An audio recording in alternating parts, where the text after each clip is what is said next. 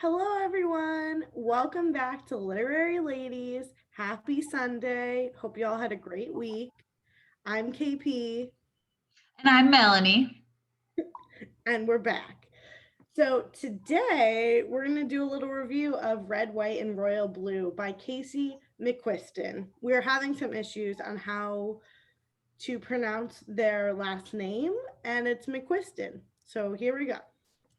It's McQuiston according to a YouTube video that we listened to. So we're just going to go by that. Yeah, I don't think that they would have gotten offended if we had mispronounced it because, I don't think they're listening, but maybe. Quite possibly. So do you want me? I'll go ahead and give like a little synopsis of the book. Yeah. Basically, it is centered around these two male characters. The first is the son of the President of the United States, and he has two other friends, and together they're all called the White House Trio, which one is his sister, and then the other is this daughter of the Vice President, I believe. And then it's kind of about the romance between him and the Prince of England. Is that what he is? Hmm. Okay. Yep. Henry. So Alex is the son, and Henry is him, and it's kind of this like enemies to lovers story, which we'll get into. And yeah, it just details like Alex coming to terms with his sexuality and a whole lot of other fun stuff. I think Henry is actually the Prince of Wales, but I'm like so uncultured that I'm like, yeah, he's the Queen of or the King of London. I don't know. I feel like you're right because didn't he say his last name was? Remember when they talked about what he went by for his last name in school? Hmm. Wasn't that what he said his last name was? Yes, I think. Yeah, We're bad. He's the prince of he's the Prince of a Wales. he's the prince of a country. In the UK, Yeah. might be Wales. Yes, we're terrible people. Anyways. So we've got some questions. This is back to our usual format, unlike our last podcast, which was on I'll Be Gone in the Dark by Michelle McNamara, covering the Golden State Killer. If you're a true crime lover, definitely go listen to that episode because it was very fun to kind of discuss all the stuff that went on with that. So yeah. True. All right. We ready to start? Are ready. Awesome. So the first question is Red, White, and Royal Blue has fun with a number of romance tropes. Which ones are your favorite and why are they so appealing? Tropes, KP, tropes. I can't. I was getting ready to read that word and I was like, this is not going to go well. Full disclosure, we are too old to know what that meant, and I had to Google this. Yeah. Um, so anyways, I wrote enemies to lovers, Henry and Alex, they were kind of this like forbidden love, but not in the traditional like Romeo and Juliet sense where their families were enemies with each other, because obviously they weren't. Alex went to this wedding, like royal wedding in the beginning, so their families got along, whether it was for political reasons or not, I don't know, but um it was mostly because of their like sexual orientation and them being in the spotlight and what it might cost their families that they had this forbidden love. Also just like the royalty and the politics and the fake romance that they had with the girls to kind of cover their asses when they were found out. I liked those, but probably the enemies to lovers was my favorite one because that's always a classic. Yeah, I don't I would say it was a forbidden love like you said, but more in the sense of like I think if Alex would have come out, the first son of the president would have come out, I think it would have like gone over okay. But Mhm. I think that it was Henry who was the prince that it was like that was not a thing that could ever happen. Right.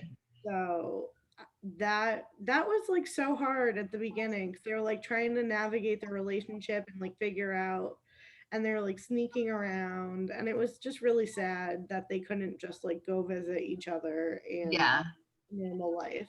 It was super interesting, some of the emails that Henry sent, or just some of the conversations they had where he talked about all of the old kings of the country that like engaged in sexual acts with men. I don't know what I'm like, how am I describing this? But basically like doing the same thing that he was going to be like scolded for or shunned from his position for. Like they had a long history of that happening. And I thought that was just interesting that he kind of talked about that throughout.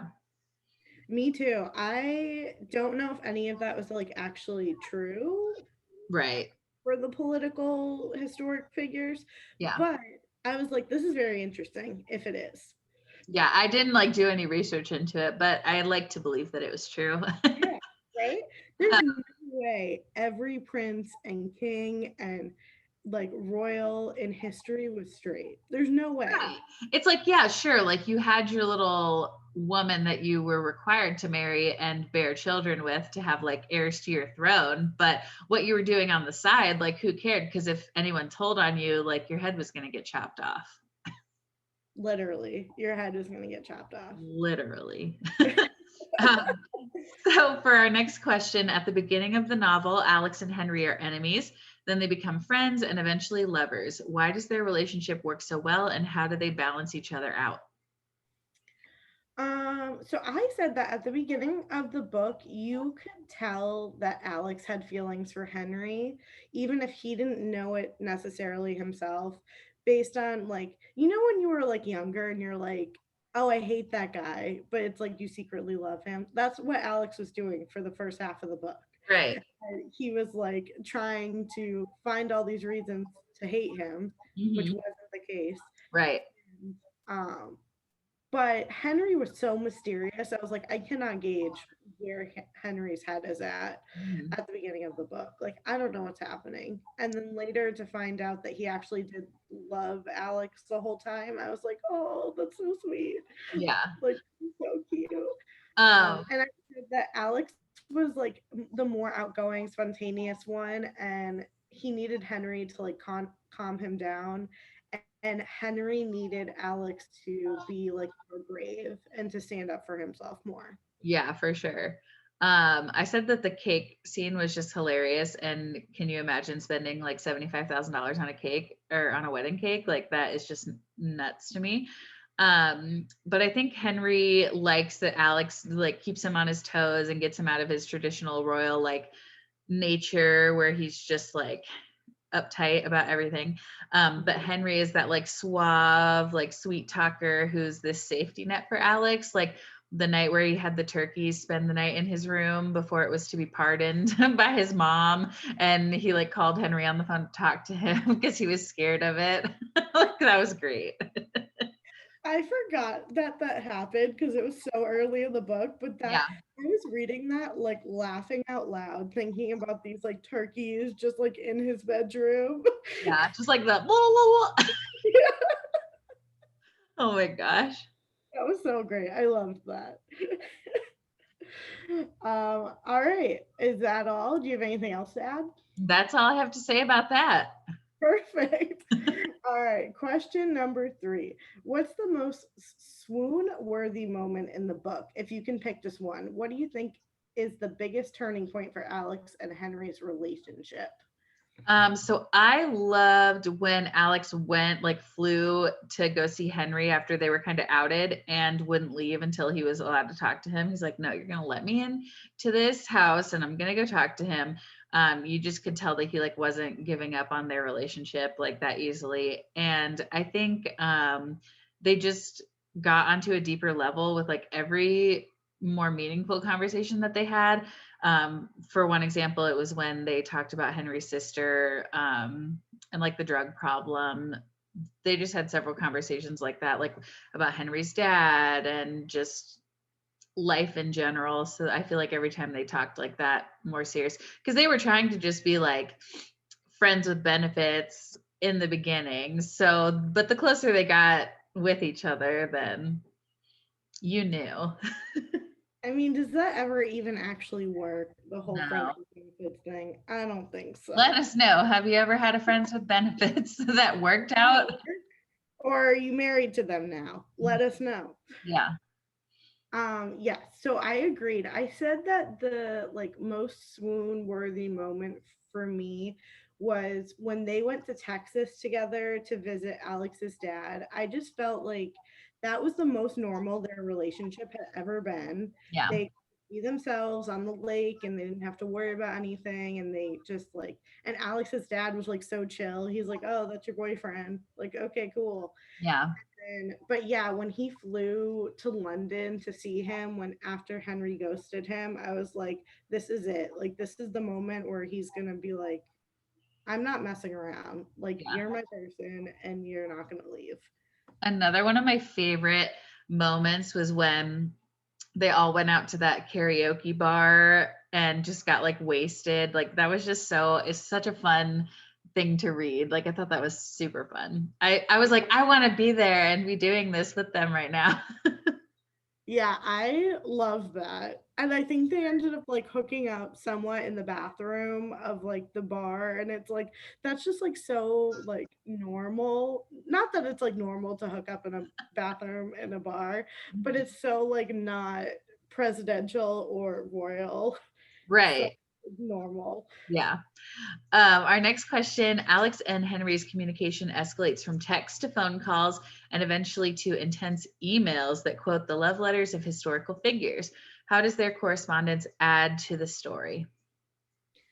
So I liked how it started. I thought it was like so like sweet that Alex reached out to Henry in the beginning and was like trying to like start this friendship, and it was so innocent. And then when it turned into the emails, I was like, this is really cute and romantic, but like this could go so wrong, because my whole motto in life and in work and in everything is like, don't put it in writing if you don't want the whole world to know, because someone can find it and they can use it against you. Yeah. And that's what ended up happening. Spoiler alert, that's what happened. And so I was like, this is really cute, but this could really ruin them and expose them. And it did in the end. Yeah, 100%.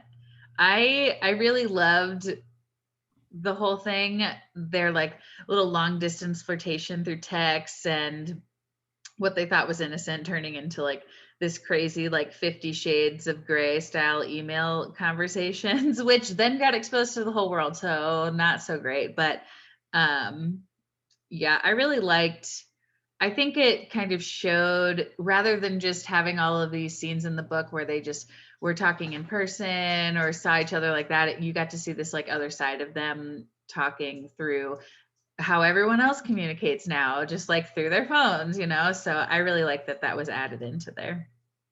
Me too. I thought it was really, I thought at first like Alex was being really ballsy, just like calling Henry and being like, because I think their first phone call was the turkey call, right?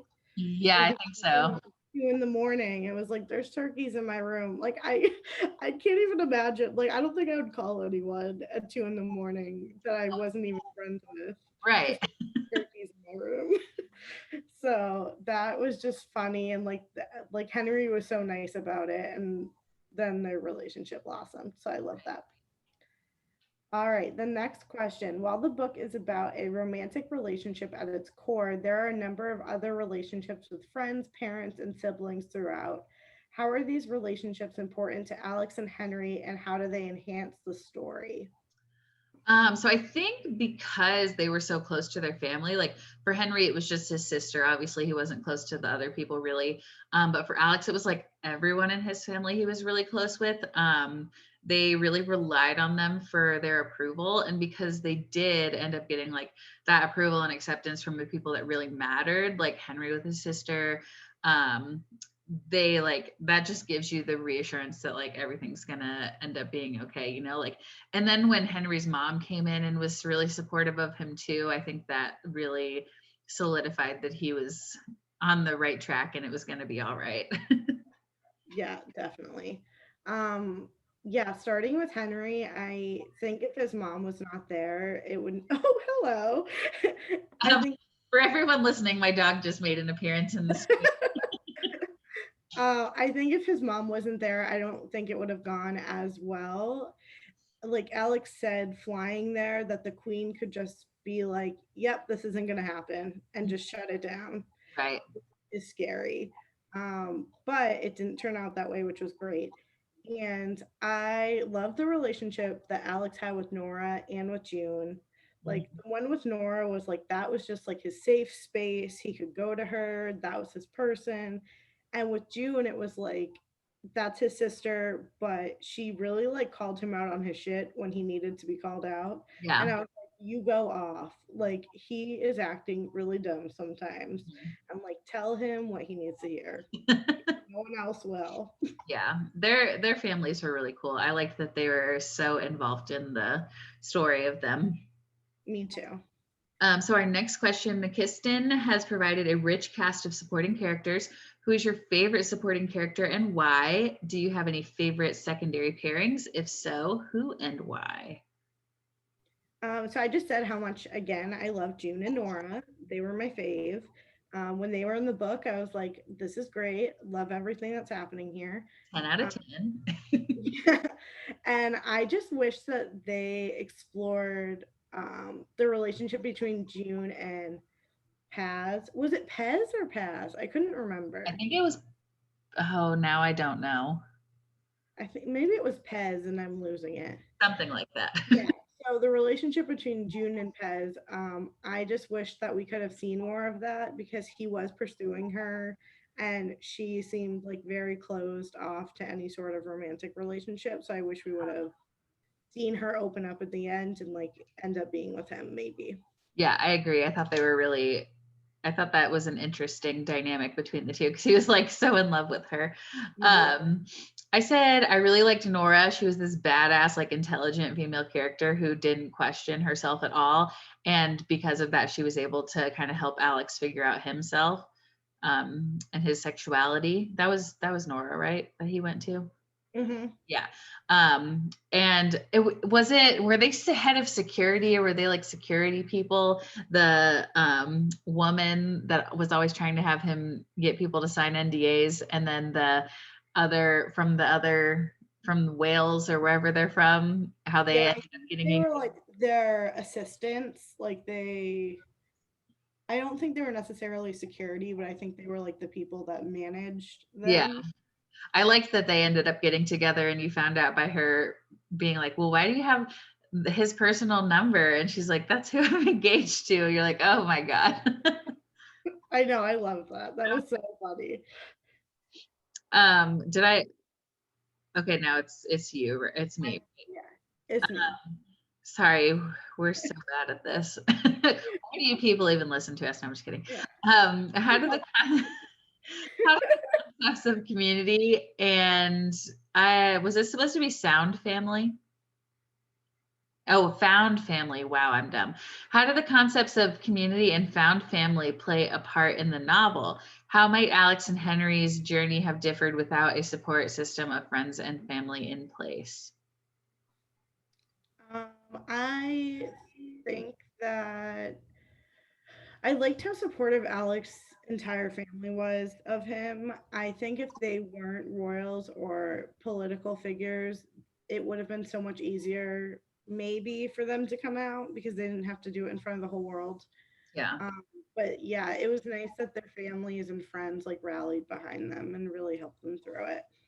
Right. I think they ultimately, if they didn't have any support, there would be like really two options for them. It would have either been them like dissociating from their family and kind of being together and not doing what they had dreamed of in like the political realm, or they would have just had to like kind of repress their feelings and live a life in silence away from each other. So it's kind of both like gloom futures, because one, you're like not getting to do what you want to and you have to like leave behind your family, and the other is you don't get to spend your life with this person that you really love. So it's good that they did have that support system because it could have been really bad.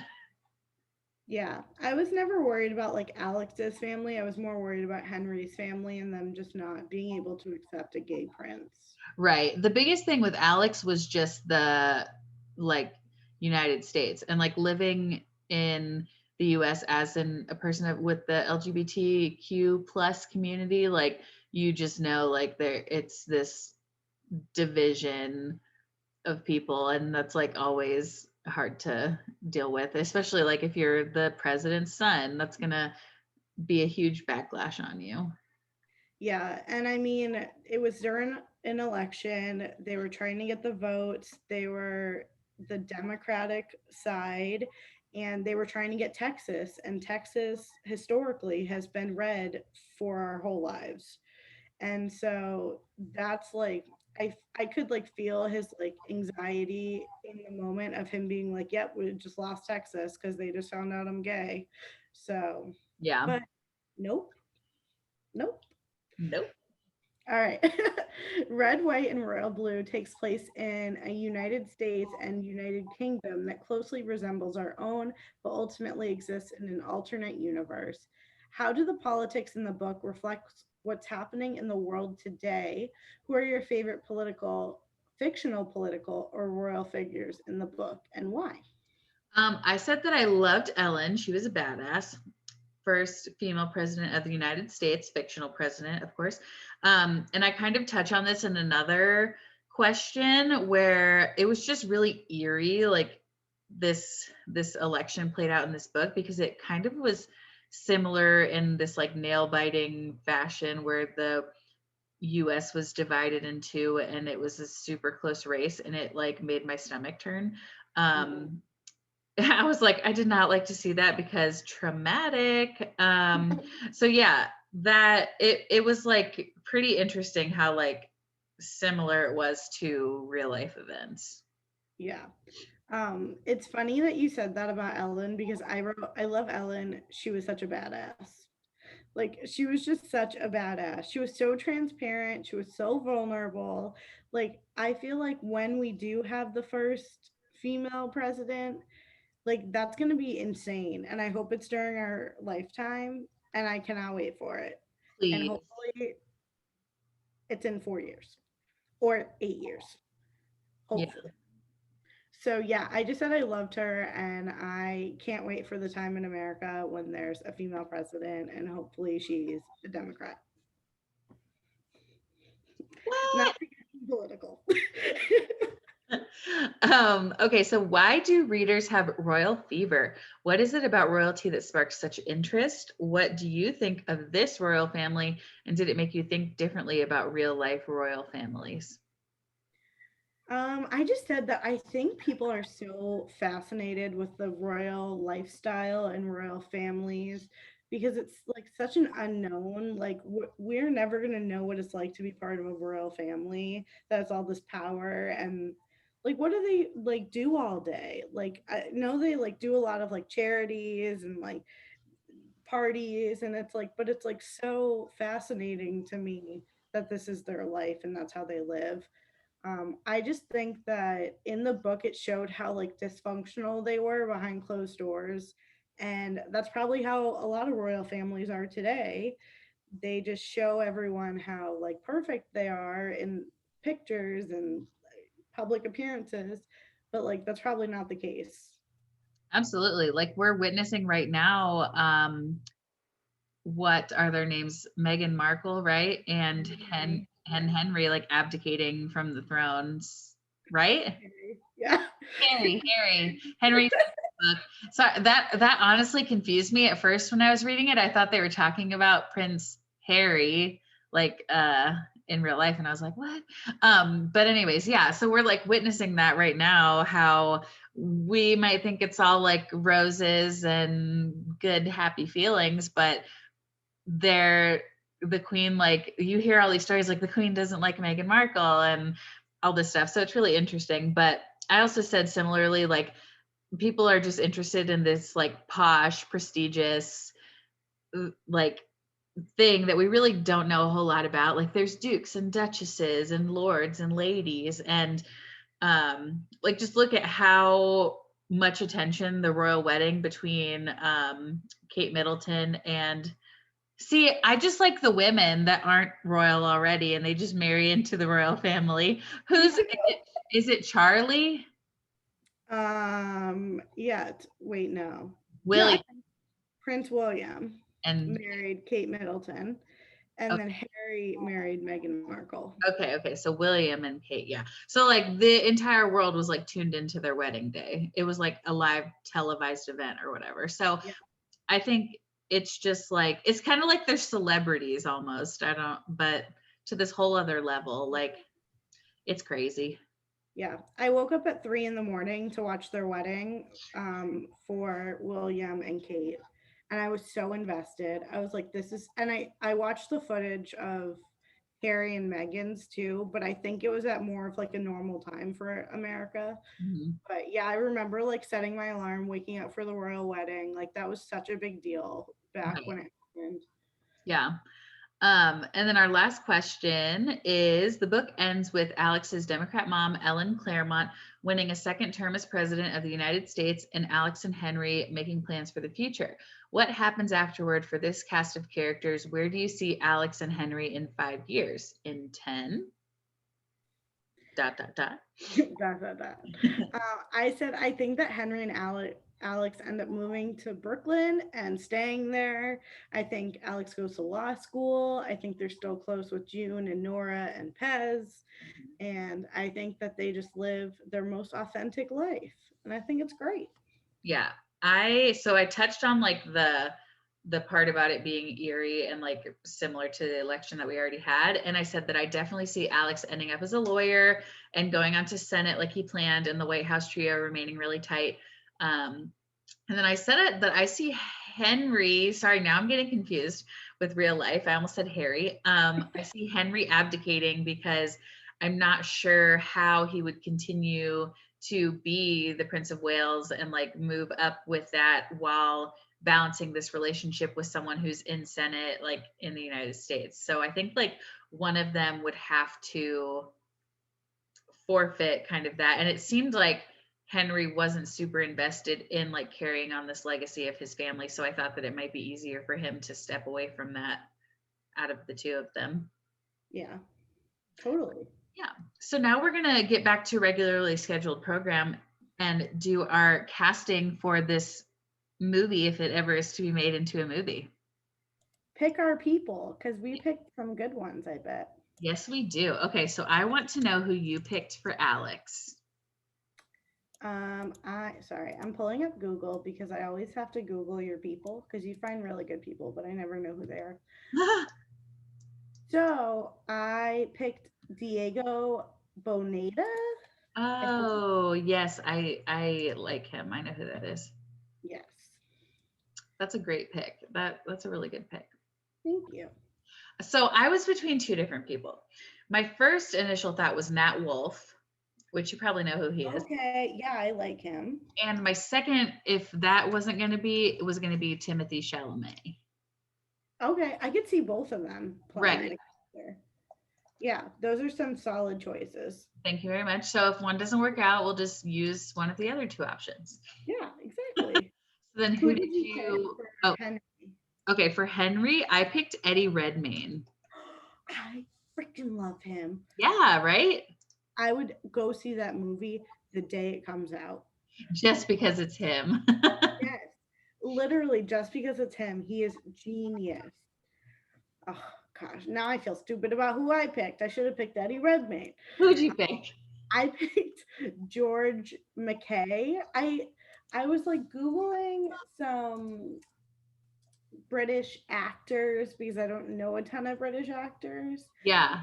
Found him and I was like, oh, he looks like he could like be a royal. Yeah, I totally could see that. He has a very interesting face. Correct. I'm not in a bad way. Like he is like different looking and looks like he could totally be Henry. Yeah. Oh my gosh, like this picture that I'm looking at right now, I'm like, yes, that is him. I like that. All right, who did you pick for June? I picked Anna de Armas. The last name is two words. It's DE and then Armas. Okay. Oh wow, she's pretty.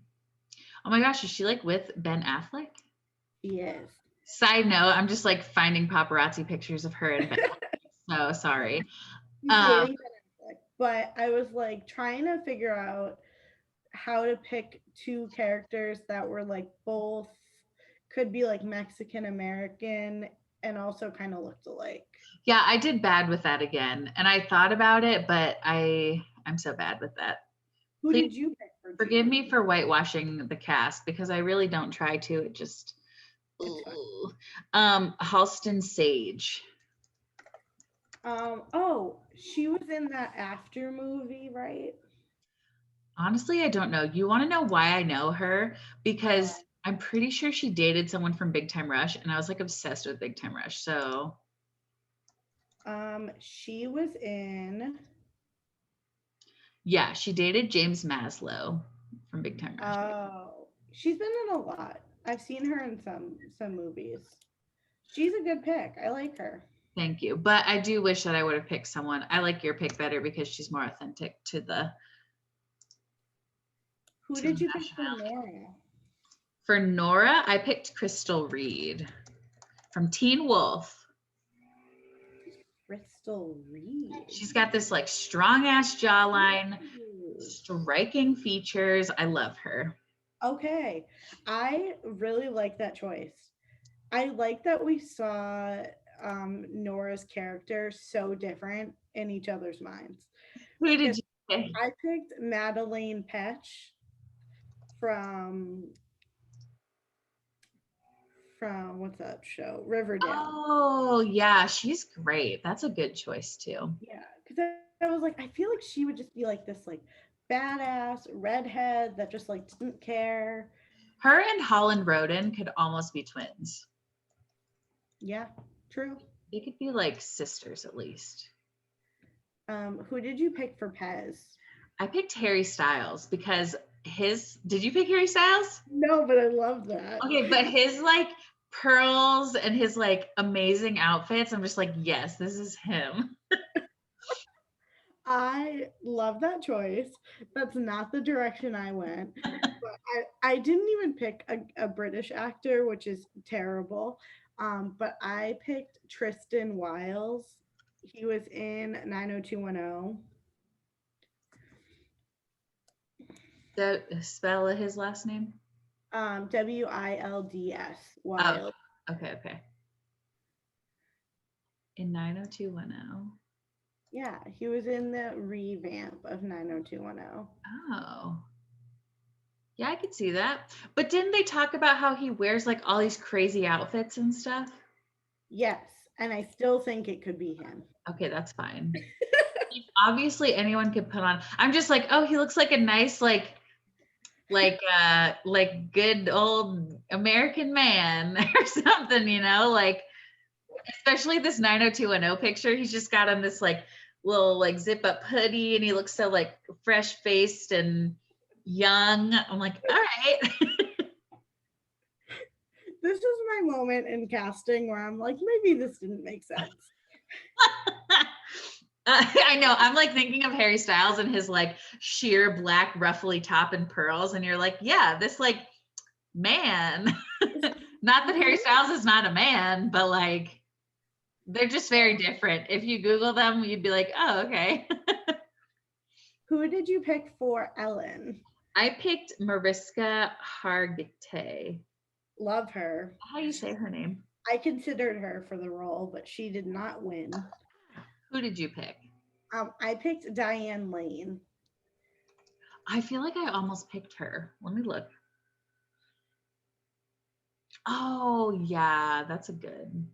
Because I was like, I feel like you could be a president. Yeah, they both totally look like they could be this like political figure, like stand up and talk to everyone, you know? Yeah, for sure. So that's all we did the casting for, right? Correct. So tell me what your rating is for this book. I rated it 4 out of 5. Me too. Honestly, it's probably like maybe like a 4.5 out of 5, like a little bit more than a 4 because I did really enjoy it. I'm really excited for her next book that's going to come out because it looks good as well. But yeah, 4 out of 5 stars. Very good. Definitely recommend you giving it a read. Do it. And then come back and listen to our podcast. Yes. And what is our next book? Our next book is The Other Woman by Sandy Jones. All right, here we go. Yeah, so if you want to leave us a rating where you listen to your podcast, I think the Apple Podcast is the only one that does ratings. So do it there if you have it. Also follow us on Instagram, Literary Ladies Pod. That's our little handle. And yeah, let us know what you want us to read. DM us, look at our funny memes. We try to post funny ones. They might not always be funny, but yeah. No, they're always funny. Okay, they're always funny. Yes. But thanks for listening, and we will see you guys next time. Bye. Bye.